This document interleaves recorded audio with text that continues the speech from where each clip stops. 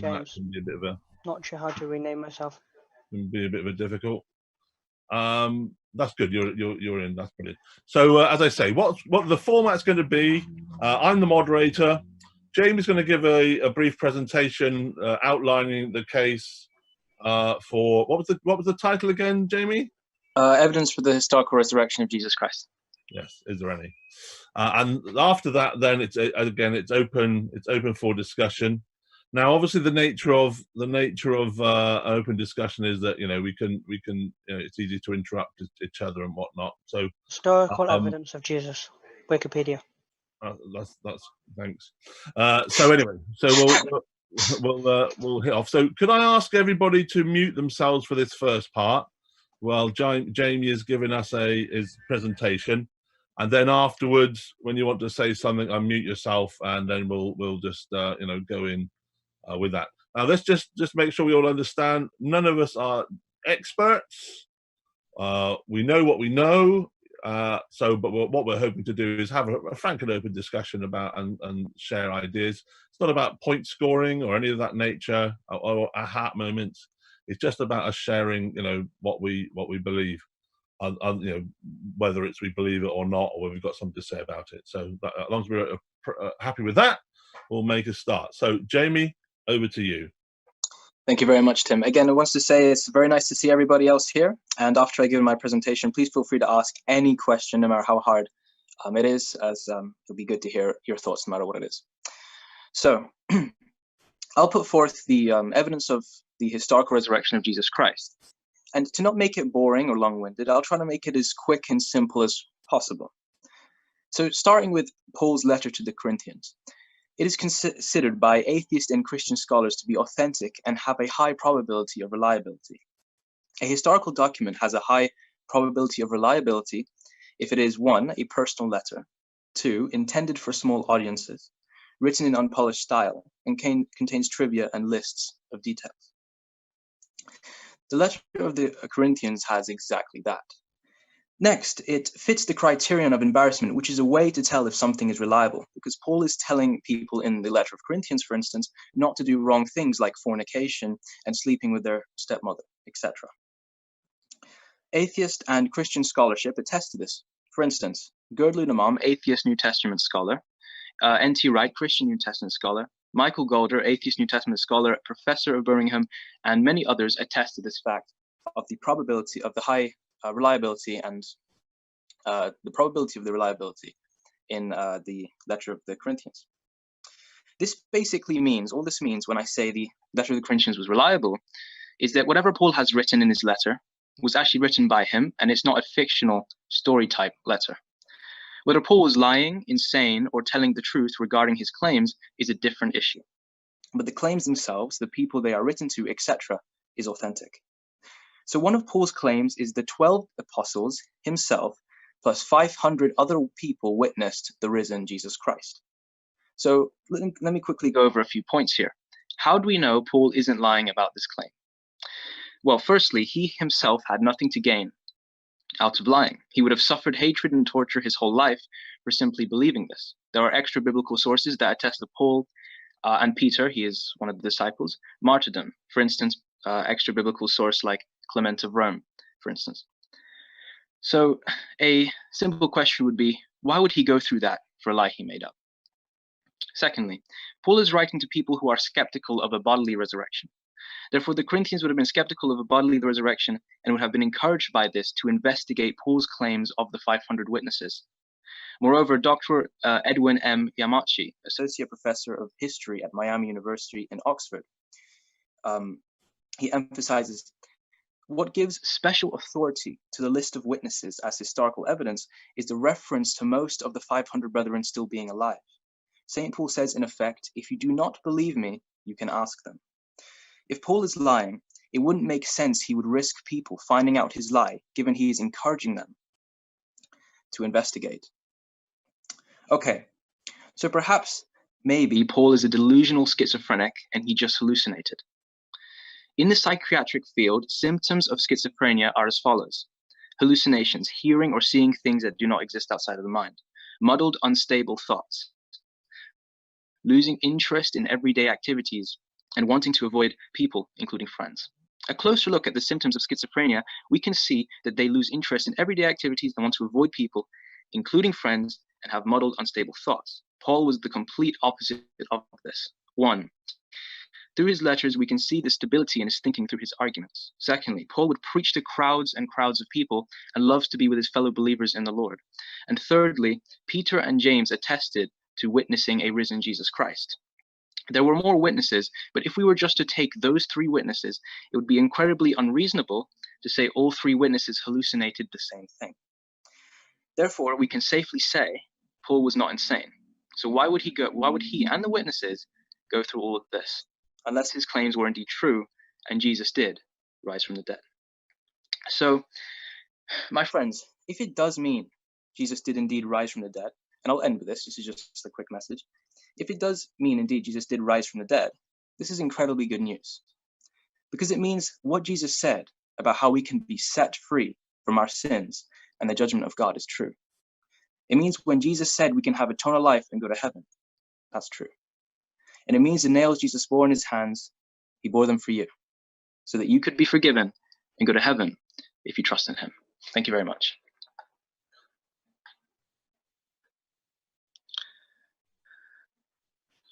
You're muted, Tim.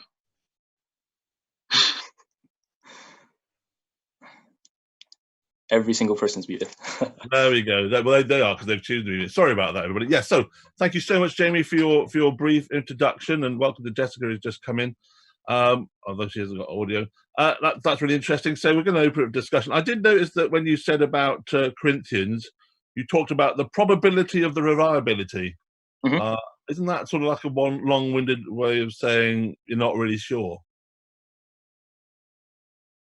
So when we say high probability of reliability, this is a phrase that scholars would use to indicate if something is reliable. But they only realm it in history, they realm things or base things on probability. There's no absolute certainty. However, we can come very, very close to a high probability of its reliability, even more than accepted records of antiquity, like, for instance, Josephus and other things like that. Okay, that's good. Now, I'm going to just now what I'm going to do, I'm going to unmute everybody. Dan, I'm thinking you're saying you can't unmute yourself, but I'll unmute everybody. There we go. That everybody should be unmuted now, so you can choose to mute yourself or not. And obviously, you're free to have a challenge Jamie or open the discussion with another point. Over to you, folks.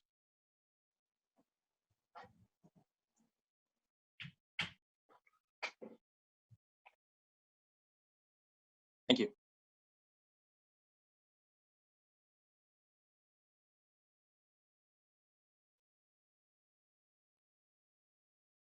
Absolutely. And hey, Tim, I just want to mention, if you can unmute maybe James, James, because I think he might want to say something. And TJump, if you want to say anything, my friend, go right ahead.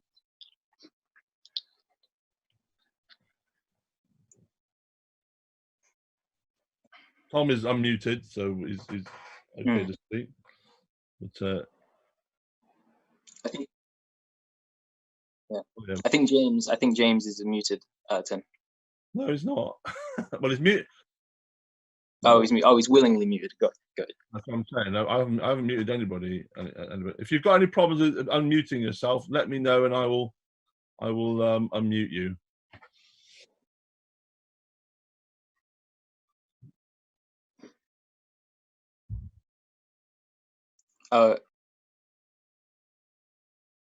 Right. Okay. Let me. None of them can. Right, okay. I've unmuted Joel. Let's do that again. Every time I unmute him, he gets muted again. Yes. Is he? Right. Unmute. I don't know if you guys can hear me though. Yeah, we can hear you. Let me do that again.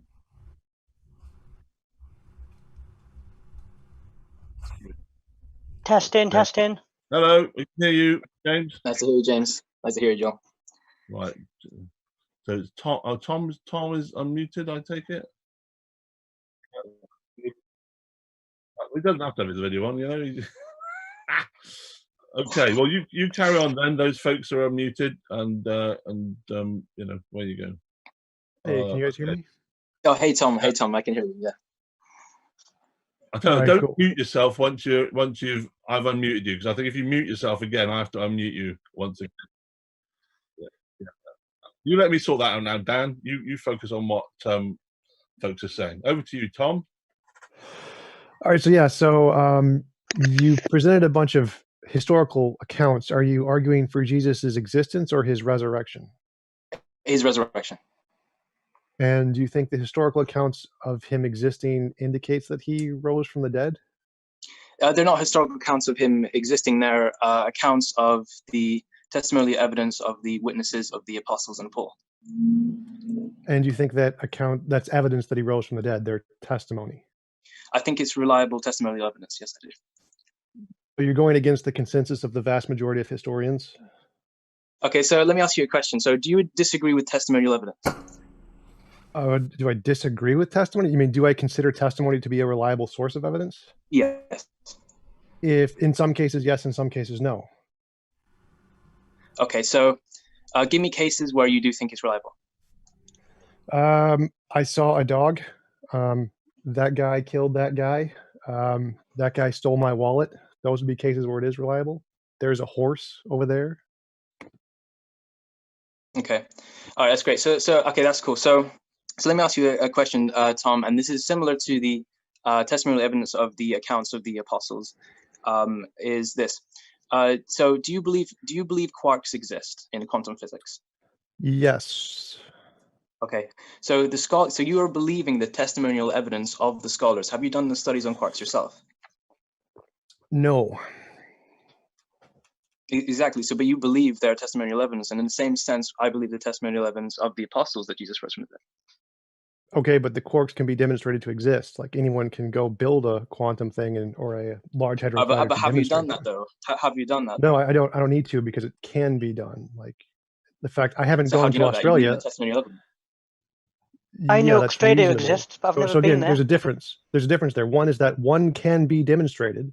Like I can demonstrate Australia exists. I can travel there. I just haven't done it.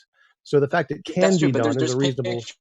There's pictures and video footage of Australia, but with quarks, we're just purely believing the testimonial evidence of the scholars. No, we have pictures and video evidence of quarks too. It's just in the math. You just have to do the math.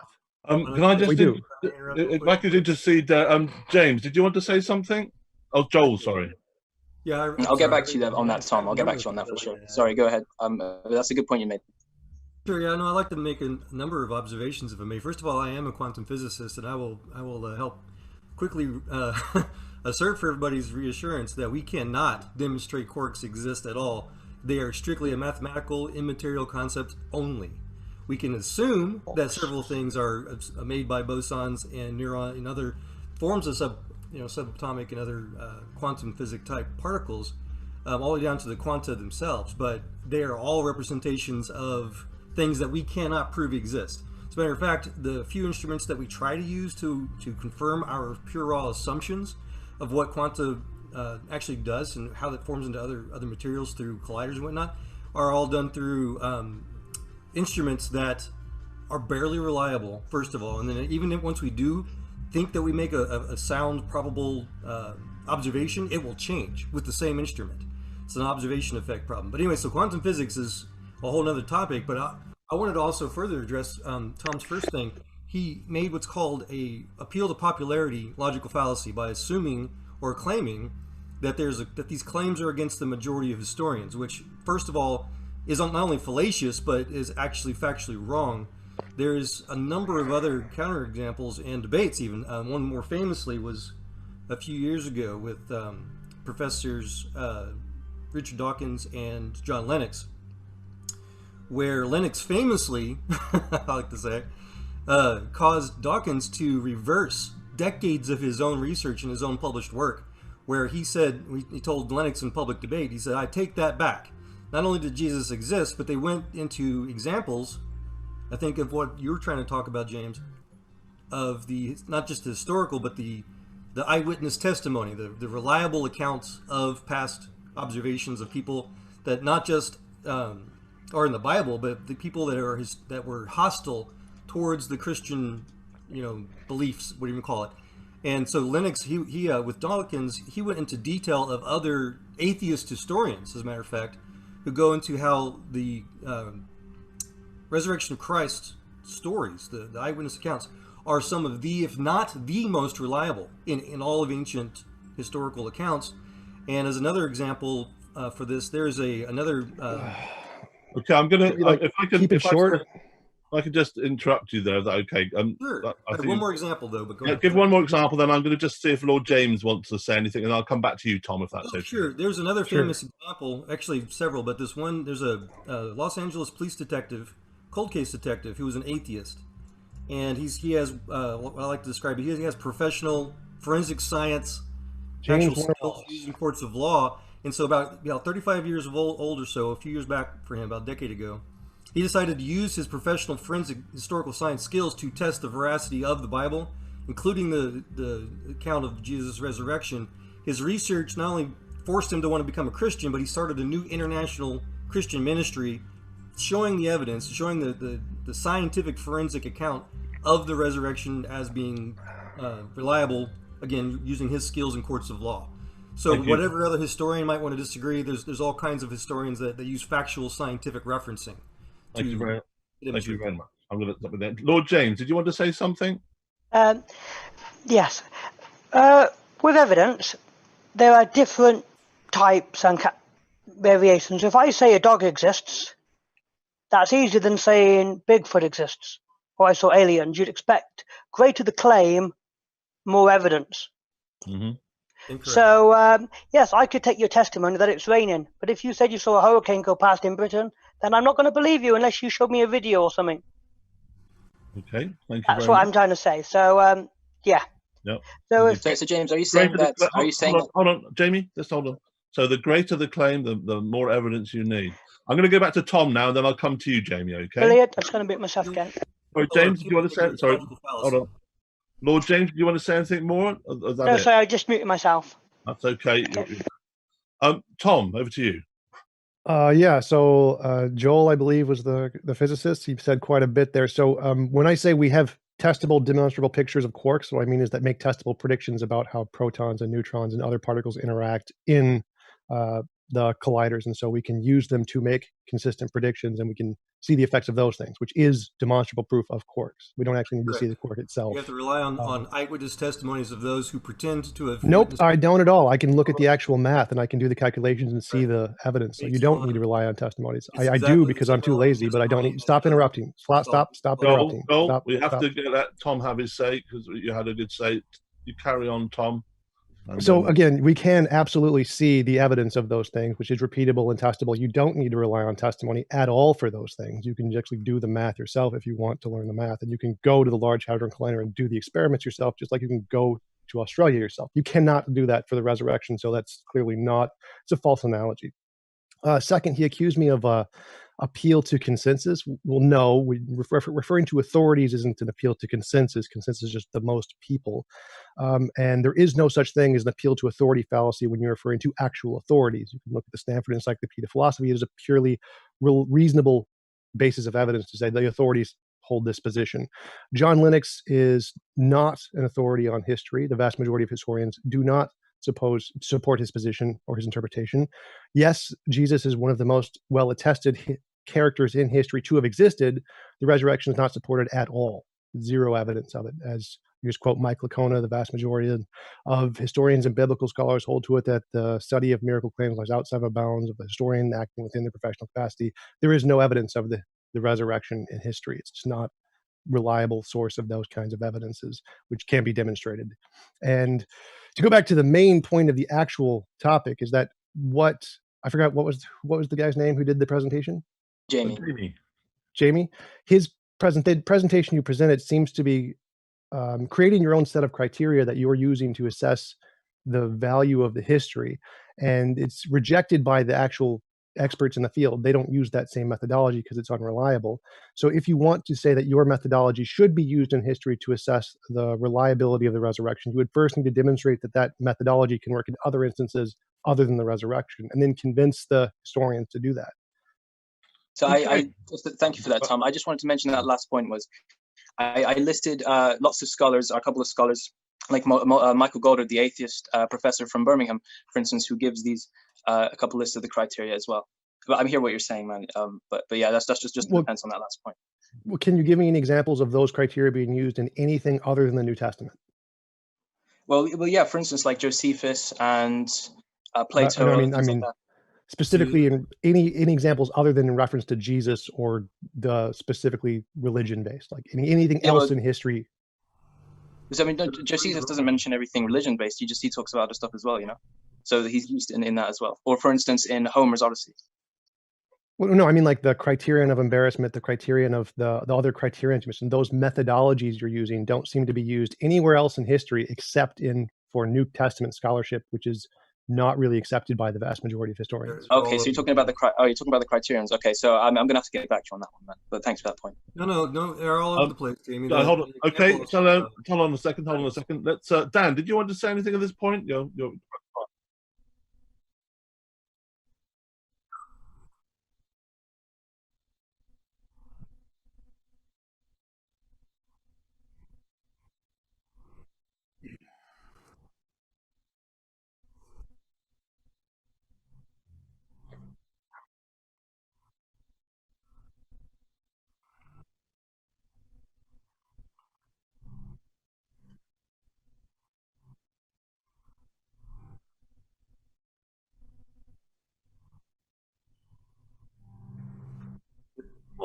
very much. So you make an assumption about that.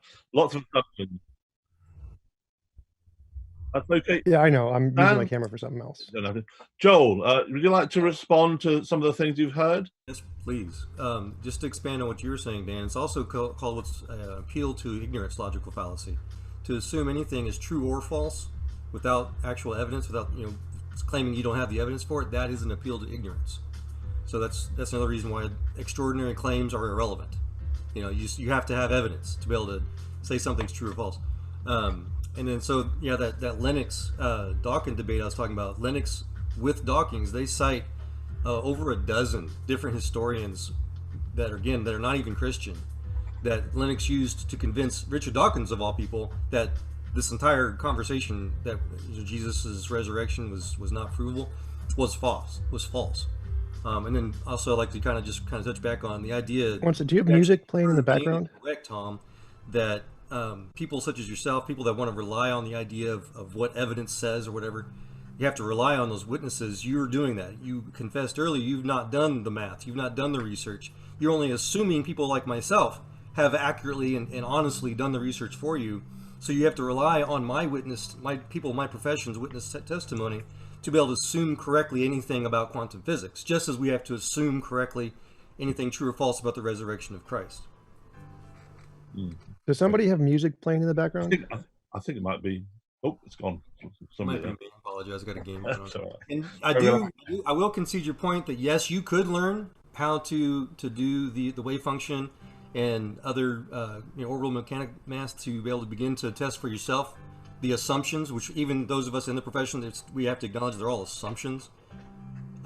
You could start to do that, but you'd still, you'd have to look at the evidence or whatever testimony we have of the Christian and the non-Christian claims of Christ's resurrection as well, just the same. It's basically, that's kind of a similar form of math that you'd have to look at and repeat. Same thing. And on a quick point on top of what Joel said is, I believe NASA, they make many claims about interesting archaeological things on different planets, but we don't have pictures for those things, so we have to believe the witnesses of the astronauts and the people that go up to space as well. And so in the same sense, that's what we base the testimonial evidence of the resurrection as well.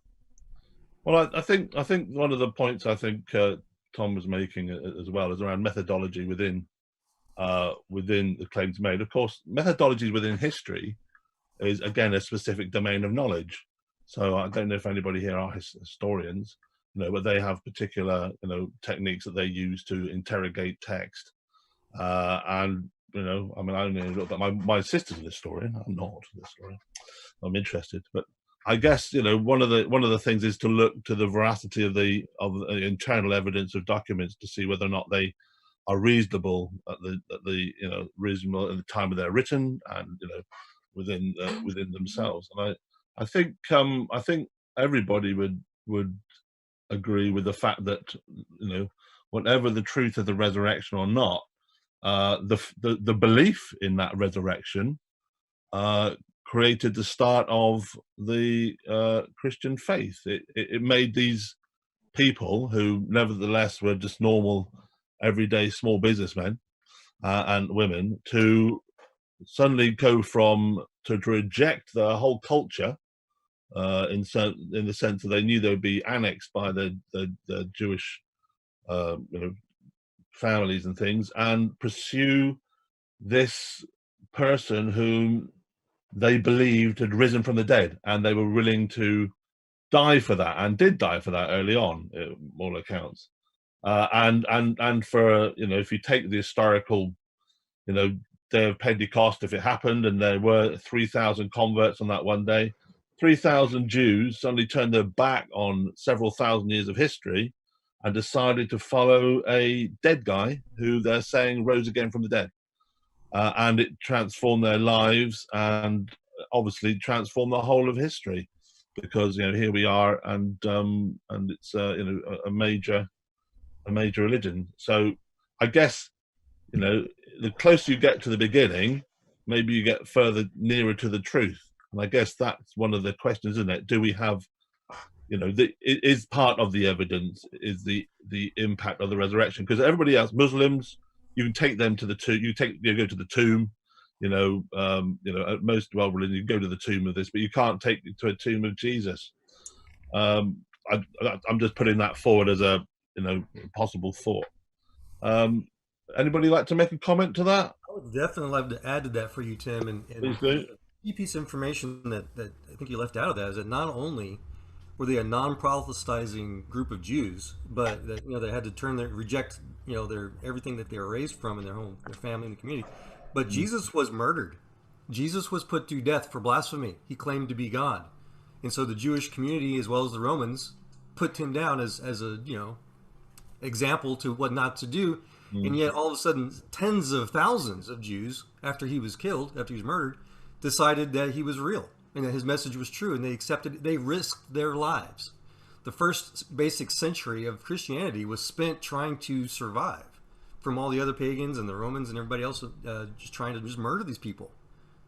And so it's not only were they and that's the other thing that's really interesting about Christianity is, as a movement itself, every other religion in the entire planet of all human history started through violence, started trying to push their ideas onto others, and if you don't, we're going to subjugate you or do something to make you believe what we're saying. Christianity was the only religion, the only belief in all of human history that was the exact opposite. Jesus said, if someone rejects your message, brush the dust from your sandals and walk away.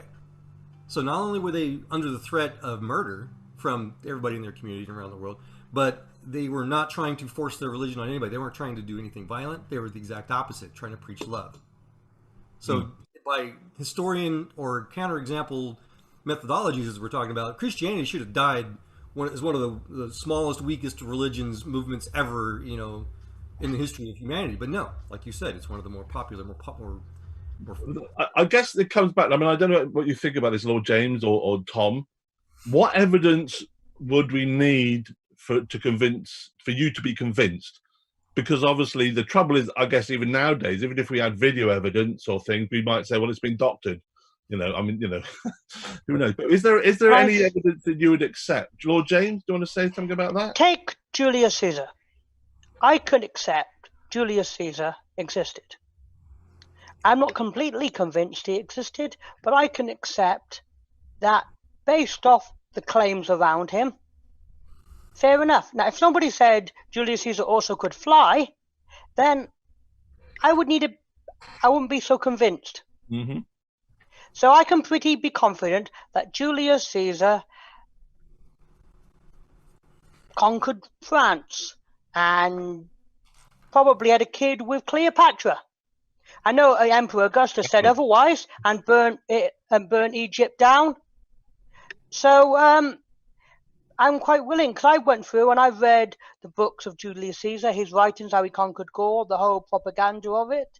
How everyone says you conquer a tribe of 10,000, you write back to Rome that says you conquered 100,000. All propaganda. And I can accept that. And at the end of the day, that is not truly important. So Jesus might have existed. The question is his claims of the supernatural real? And that is where I have doubt. Because this is the most important thing. Rome was recently through a civil war. Just less than a 100-mile march away was Egypt. Cleopatra's kingdom was in collapse, with Mount Anthony's and all of that running around. And all these wannabe Romans, the slightest supernatural whiff, and uppity Roman would have been all over it, wanting power. Do you think the new Augustus, trying to pop up his rule, everyone everywhere would have been all over it? Rome weren't scared of other gods. When Roman troops marched into other land, their soldiers were pretty capitalistic. They would pray to anything that stood still, because they wanted every opportunity to win a battle. So if anybody said, "Oh, guy's just been resurrected over there," don't you think the Roman army would have thought, "Fantastic, we get to have less troops, less body armor, get fighting, you get to come back alive"? Although, of course, as you know, Lord James, as you have looked at these things, that various Caesars implemented various things, and under Domitian, they sought to wipe out Christians, and very nearly almost did, strange enough. But there we go. Christians are still around. This was that time period of Pacific Roman. It's interesting you say that, because it seems to me that the fundamental question about the resurrection, evidence or not, is goes into the supernatural. It's something beyond what we would understand would be our normal experience from day to day. I don't know, Tom, did you want to say anything? Yeah, there's a few things I wanted to mention. The first thing I wanted to mention is that the amount of impact it had has absolutely no relevance to its truth whatsoever. Like, there's lots of beliefs that have lots of impact throughout history that doesn't in any way lend credence to their truth. For example, if everyone became a flat earther tomorrow, that wouldn't make the world any less round. So the amount of impact it had historically has no impact on its truth whatsoever. And I did want to mention the other thing. There is absolutely no similarity between historical testimony and empirical evidence, none at all. In a court of law, they do not hold the testimony of an expert presenting scientific evidence to the same standard as some guy down the street who says, "I saw something." Like, no one in science, no one in history, no one in any field considers those to be the same thing. So any comparison between the two is a false analogy. Empirical evidence is, you do not need to require the testimony of the experts. You can do it yourself, and that's the difference. So no, there is no correlation between historical testimony and empirical testimony. They are not the same thing, and they are not considered the same thing in any academic field. So validated your original argument in that you require the multiple witnesses or a plethora of opinions, as you were just talking about, to be able to establish truth. When you said I have no idea what you're talking about. Like, my position is that you need novel testable predictions. You asked what I need for evidence to convince me that Jesus is true or God is real or whatever. You need novel testable predictions, which is the exact same criteria we hold for science. Yes. So what you do is, in the methodology of science, is that we need some way to differentiate imaginary things from real things. And we need some method to do that. And the method we have is that we create these ideas in our head to say, I imagine this is what's going on in the world. And if I want to know if my imagination is describing something in the world and not just in my imagination, then I need to make future testable predictions. Because if I can predict something we don't know yet and discover that was actually the case, then that's a good reason to believe that that thing in my imagination is also describing something in reality. So novel testable predictions is like the only valid kind of evidence to describe something that exists outside of our imagination. But would it be true, Tom? Sorry, hold on a second, Joel. Would it be true to say, Tom, though, that if there is something beyond our imagination, that the unknown unknowns, things that you don't know and I don't know, that are also true? Would you acknowledge that would exist? Of course. Yeah, and if I may address some of that, gentlemen. So science does not rely strictly on, I guess, purely empirical evidence, as Tom was saying. For example, the founder of NASA's Goddard Space Studies Institute, he's famously talked about supernatural phenomenon. He's saying, he's even written a book how You know, they've got all kinds of details of how supernatural forces are, in fact, a scientific fact, scientifically provable fact. We've got Steinitz numbers that are used for supernatural field theory number sets. You've got Max Planck, the founder of quantum physics, where he's written volumes about how all of his research into quantum physics that we still rely on today, all it does is prove that God exists through the supernatural management of and controlling of the wave function, coherence, collapse properties, all kinds of different, the different quantum spin stuff, all these things that require supernatural forces that they've invented the math for out of their imagination, that everybody in this field of quantum physics relies on still today. And we can go on and on. Roger Penrose, he's got a book out there talking about the scientific supernatural proof and he's measured it down to the minimum entropy rate of how God specifically reversed the basic quantum gravity pull of photons to be able to allow the universe to be expanding the way it is. He measured it, and it's published. It's something. Mind if I interject there? In the 80s. So all these things that people want to say, oh, you have to have empirical proof. You have to have repeatable, and it's true. That's what science. That's what Bacon started the scientific method with. The Christian scientific method states that yes, you have to have repeatable, observable, empirical evidence in real time, but it is not something that's just something outside of or inside of imagination or outside of imagination. Everything in science, including the mathematics that we use for itself, is not concrete. It's not material. In fact, science proves the entire universe is immaterial. Mind if I interrupt there? Because you already put a lot out there. So and scientists have been talking about this for over 100 years. Okay, thanks, Joel. Tom, and then I'll bring in Lord James. Okay. Okay, the first thing is that the scientific methodology is an imaginary thing. It's a conceptual thing in our heads, and then we use that to differentiate imagination from reality.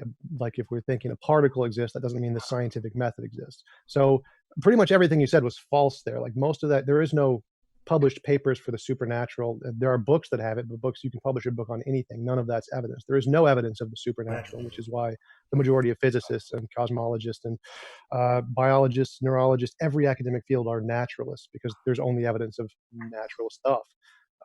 No, sure. Just let me finish. Okay, so there is no evidence of the supernatural at all in any academic field whatsoever. No academic published papers indicate the supernatural. There's no confirmed evidence of it whatsoever. And the only type of evidence that is considered reliable in any scientific field is future testable predictions. There's no like papers about the supernatural or other methods out there. It's all future testable predictions. Hold on a second. Hold on. I did say I'd let Lord James speak after Tom, and then I'll come back. Well, I'll come to Dan, and then I'll come back to you, Joel. Okay, Tom, anything else, or is that it? I'm good. Lord James? Okay, if I give you two supernatural claims, for you to be able to show me a repeatable demonstrational way how you can prove Santa Claus or unicorns or the Loch Ness Monster, for you to be able to take each claim and definitively state using a consistent method, then I would be a bit more consistent. I found religion to be always gives their particular religion or belief special privilege. So, and if something's been mapped and understood, then it's no longer supernatural. There. Thank you very much, Lord James. Mike. Dan, did you want to say something?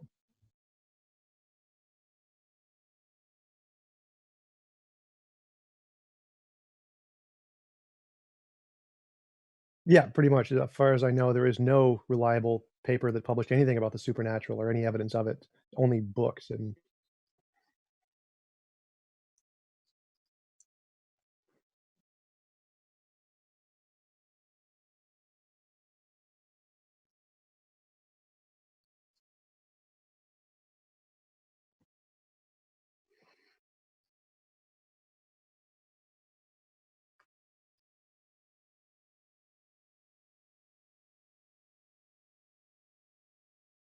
I don't think UFOs are considered supernatural, and the fact that we can't explain something isn't evidence of the supernatural. It's just evidence we don't know something. So neither of those are indicative of supernatural.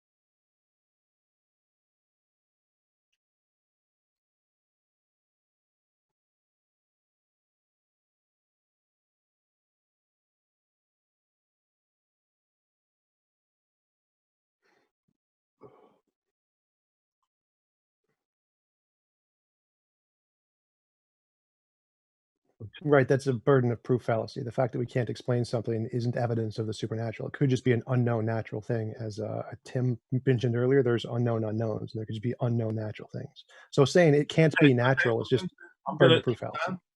Joel, do you want to come back on that? And Jamie, I'll come to Jamie after Joel.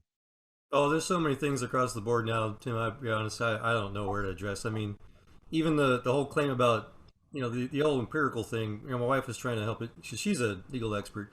She talks about how even in courts of law, even to rely on empirical quote unquote evidence requires witnesses, because like Tom was trying to say, you have to rely on other people, which even if you try to do the math yourself, that's still anecdotal. So all of these things, all of the common misconceptions, the mythology that science has to be, purely material or can't be supernatural, all of that is false. All of the founders of every single scientific field that man has ever achieved, from Mendel's genetics to, like I was mentioning, Planck's quantum physics, all of that is based on scientific empirical evidence that they've presented for the demonstration of the existence of God. And not necessarily Christian God, but just of God. It's just theists.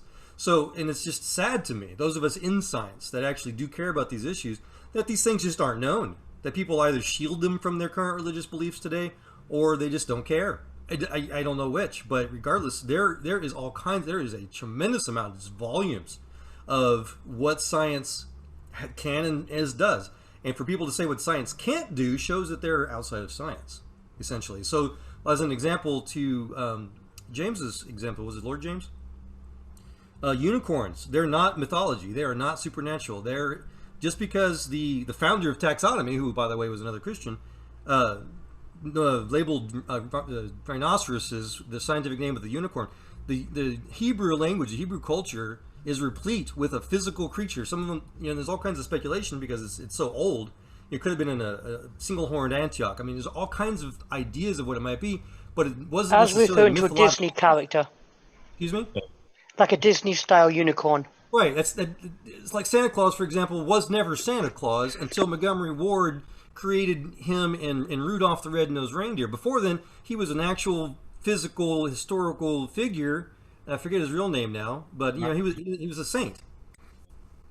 And he was famous for centuries of going out and distributing gifts and helping children and trying to present the Christian message. And then, so it was American commercialism that created Santa Claus. The actual person is an actual person. But regardless, I just wanted to kind of stress that science cannot disprove anything. First of all, it can't prove a negative. And second of all, it does, in fact, scientists have been talking about for well over a century the fact that there are supernatural forces. Everything that we use from Penzias's cosmic background radiation to all of the claims that even atheists themselves rely on as supposed proven fact are all based on supernatural concepts. They're all based on immaterial mathematics. They're all based on everything that they say that they are against. Thank you very much, Joel. Now I think the time has come where we're gonna. I mean, I think I've been fascinated by the to and fro. May I mention one last point, or is no time? Jamie, I'm coming to you. You get the last word, Jamie. Okay. But I'm just reminded of John Lennox. You mentioned John Lennox, and I'm obviously science is a great interest of mine, and but of course it is confined within its own methodologies, and the why question is the one that always is the one that as human beings we seek an answer to, isn't it? And science isn't a place where we can often find the answers to the why question, which may be another thing, another talk perhaps. Anyway, last words to Jamie, and then that will close. So over to you, Jamie. So Tom, you've addressed that you didn't study the wave function or the mathematics behind the quark, but yet you believe in it. And in the same sense, we believe in the testimonial evidence for the resurrection. So what would the difference be there since you believe in the quark without doing any of the actual evidence, you just believe on the word of the scholars? How would you address that? Because I can. I could do the math. I could actually go to the Large Hadron Collider and verify every part of it. I'm just too lazy to do it. I can go to Australia. You haven't done it, right? You haven't done it. Yeah, but the fact that remember, you asked what the difference is. The difference is in one case, in the physics case, I can do it. In the resurrection case, I can't do it. It's impossible for me to do So that. last thing. So how come then you don't believe in it until you've done it? Because you're believing on the testimony right now, and then you haven't done it. But wouldn't it be more consistent to not believe in the quarks until you actually done the mathematics and the study of the wave function, and then believe in it? Yeah, it would be more consistent, but I'm too lazy to do that. I don't care. Okay, well, fair enough. Thanks, Phil. So yeah, but I'm going with the consensus of history here, or scientific methodology. You don't need that. As long as the experts can verify it, that's good enough. But So if you can have experts to verify the resurrection, that's good too. Just because a lot of people say it doesn't make it true, does it? Anyway, thank you so much, everybody. Thank you, Tom and all James and Joel and Dan and Jamie and others that have been on the call as well. Next week, this same time, we'll come back with another question, and I trust you might feel inclined to come and join us. So thank you very much, and wish you all a very good evening. Thank you very much. Thank you, Tom. Thank you, everyone.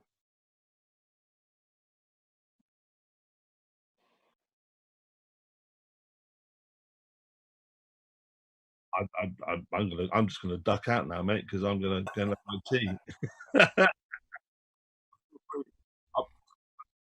Well, does anybody want to stay behind and have a conversation?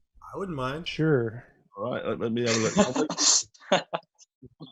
Okay, I'm gonna. Okay, so everybody who wants to go, you can go. I'm just going to make Dan the main host. Don't abuse the power, Dan. Right, yeah. Hey Dan, are you recording this? No. Awesome. Well, you. Awesome. Sorry. Did you say you've recorded it, Dan?